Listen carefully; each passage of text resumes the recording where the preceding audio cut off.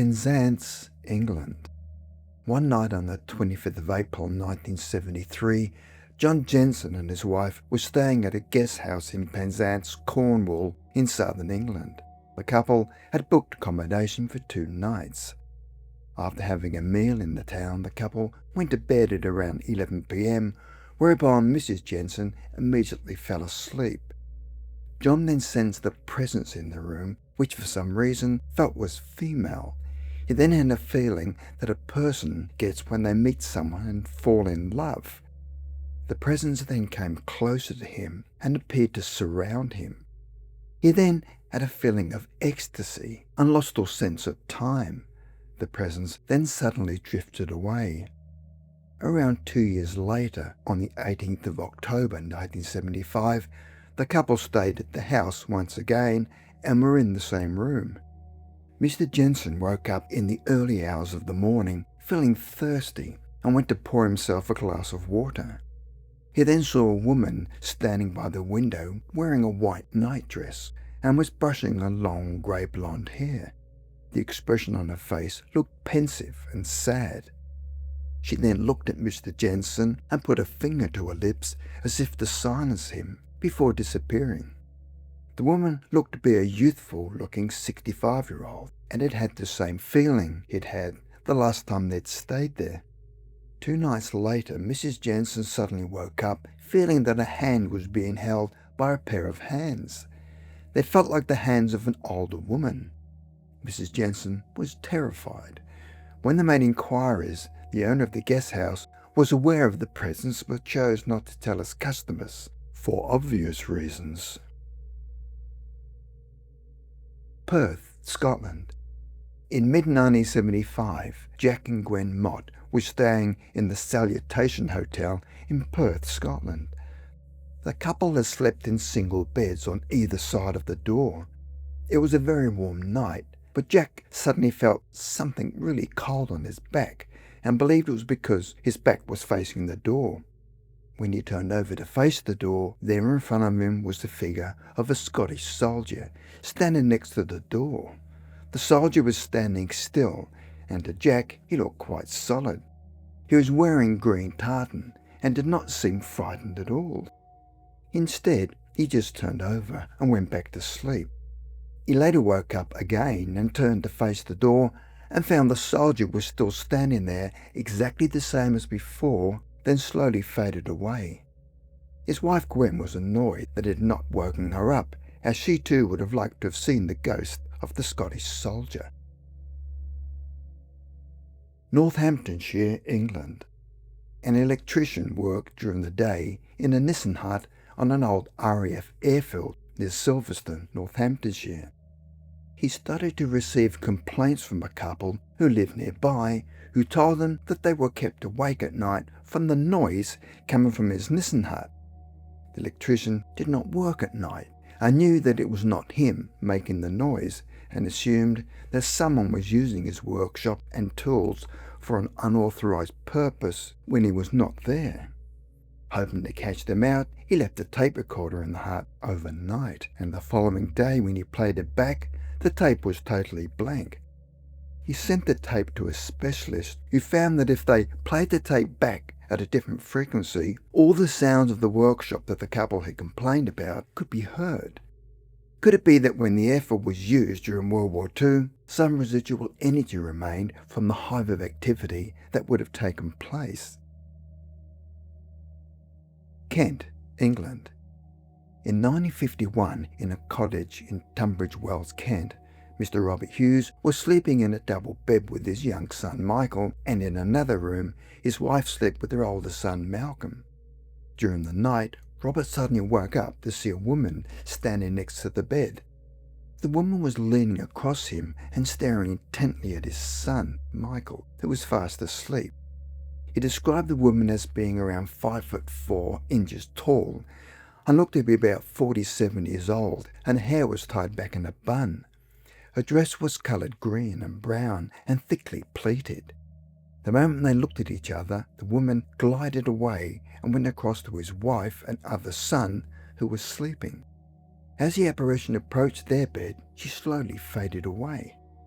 In the morning when Robert was describing the ghostly figure to his wife, she immediately thought of Mrs. Ada Phillips, who had previously lived in the cottage, and they had known each other. Ada Phillips and her husband were about to adopt a baby, but Mrs. Phillips had unexpectedly died the day before the adoption was to take place. Mrs. Hughes believed that Ada Phillips was visiting her old house to look at their children that she herself had tragically missed out on. In the following 20 years, Robert Hughes would see her apparition on 4 more occasions. At one time, he attempted to touch her dress, only to have it evaporate like smoke. Lancashire, England. Sandra Maddox and her husband moved into a house in July 1991, and within weeks noticed that things had been moved around. They would come home and find that the central heating had been switched off when they were certain they'd left it on, and on more than one occasion they were to come home and find the television had been turned on, and were again certain that it had been turned off when they'd left for work that morning. Now frightened, they brought in their local vicar, but to no avail. In fact, the activity increased, where they would hear crashes and bangs in different rooms. They would also occasionally smell baking bread. Then early one morning, her husband actually saw the apparition, who was there long enough to take in his overall appearance. After making inquiries as to who had previously resided at the house, they found that a man called Robert Tomsett fitted the description that her husband had seen. Robert had lived at the house sometime in the 1960s and had died there in his late 30s. He had often been seen wandering around the house and patio in his dressing gown during the late stages of his illness. One day Robert's daughter Lorraine had paid them a visit, as she had been visiting their elderly neighbours next door. When they confided with her about their ghostly visitor and described his appearance, she told them that the description fitted that of her father, and she still had his dressing gown. After Lorraine's visit, they did not see Robert Tomsett's ghost as much, but he would appear whenever they made any alterations to the house. When they were making changes to the bookcase, they saw his apparition standing there looking at it. His daughter told them that he had a fondness for the bookcase. Over the years, the couple became accustomed to his occasional visits. London, England. In 1997, Patricia Lee was looking at some old Victorian graves in West Norwood Cemetery in South London. I was content and happy to just wander around the graveyard, as it was peaceful and tranquil. Suddenly, she came face to face with a small child in Victorian clothing with a flower in her hand. She did not know whether she was placing on her own grave or that of another. What she observed brought tears to her eyes, and then the child suddenly vanished. Gloucestershire, England. The following incident took place in the 1980s at Nether Lafayette Manor, when a workman had been working in one of the manor's attics. As he was coming down the stairs and had reached the first floor, he looked over his shoulder and saw the grey figure of a woman standing behind him. She wore a long shawl over her head and grey skirt. He quickly ran down the stairs, realising that something was not quite right, and when he looked back, the figure was still standing behind him. He ran out of the building and called the police, telling them that there was an intruder in the house. But what the police told him shocked him, when they told them it was a local ghost at the property, and the grey lady was a complete mystery and nobody knew who she was. Perth, Western Australia. In 1950, Gordon Bristow had delivered some sheep to Midland Junction sale yards on the outskirts of Perth and was on his way home. It was 2 a.m. in the morning and was extremely dark and moonless. The countryside around him was hilly with light forests on both sides of the road. As he came to a bend in the road, his headlights shone on a lady walking along the side of the road. The woman was wearing a long white gown, and she had long fair hair halfway down her back. The woman looked very young, and walking beside her was a large black dog. Her right hand was resting on the dog's back just behind its shoulders. The engine on his truck was extremely loud, and his headlights were shining directly onto the young woman and her dog. But neither the young woman nor the dog gave any sign that they were aware of his coming.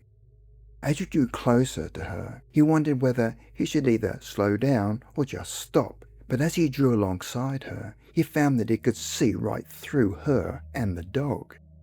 Goosebumps ran all over his body, and he thought it best if he did not stop and continued driving. New Jersey, USA. In the early 1900s, a farmer from New Jersey by the name of Charles Henry Durand was driving home in his horse and cart when his horse, for no reason, suddenly stopped in the road. As Charles was sitting contemplating his next move, a ghostly white spectre appeared in front of him, and Charles could clearly see that was his deceased wife. As Henry and his horse were now frozen in fear, his wife drew closer and whispered to Henry there is danger at home. Stay away till morning. Now even more terrified after his wife's apparition not only approached him, but actually spoke to him, Henry thought it best that he heed his wife's warnings and decided to wait until early morning. After a few hours, Henry decided it was safe to make his way home, and by the time he arrived back at his property, it was daylight. As Henry approached his house, he noticed that a few things did not look right, such as the windows being open, and on further inspection found muddy footprints all over the floor. Still apprehensive and alert, he then noticed that string had been stretched across his bedroom door, and instead of pulling the string, stood back and touched the string with his umbrella, and in an instant had heard a gunshot. He found that the string had been booby-trapped, where it had been attached to the trigger mechanism, and if it walked through to his bedroom in the dark, he would surely have been shot. If his deceased wife had not warned him on the road the previous night, Henry would have been caught in the trap and shot. Shropshire, England. On Christmas Eve 2016, Jane Reynolds from Shropshire in the West Midlands of England was awoken at 4 a.m. on Christmas morning by an unknown force that suddenly ripped her blankets off of the bed and started to shake her. After barely coming to terms with that ordeal, Jane then heard banging and screaming coming from somewhere in the house. Fearing that her sons might be in danger, she quickly ran to check on them, where she found her older child, Ethan, safely asleep, but to her horror, 18-month-old George was slowly choking. She immediately turned him over and gently patted him on the back to clear his airways. After the initial shock, she suddenly remembered her blankets being ripped off the bed and being shook, followed by someone screaming in the house. Something or someone must have warned her, as her older son was fast asleep whilst the other was choking. So who was screaming? The only possible explanation was that 50 years before, a family that lived in the house had lost their baby, and someone did not want the same thing to happen and had warned her. Other than that, Jane had no idea who could have warned her.